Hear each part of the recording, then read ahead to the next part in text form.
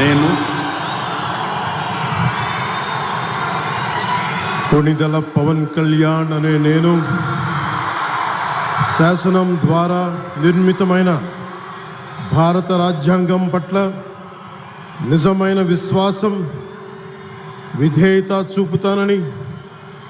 భారతదేశ సార్వభౌమాధికారాన్ని, సమగ్రతని కాపాడుతానని, ఆంధ్రప్రదేశ్ రాష్ట్ర మంత్రిగా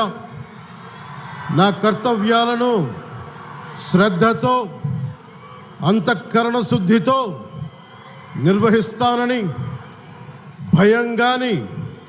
పక్షపాతం కానీ, రాగద్వేషాలు కానీ లేకుండా రాజ్యాంగాన్ని, శాసనాలని అనుసరించి ప్రజలందరికీ న్యాయం చేకూరుస్తానని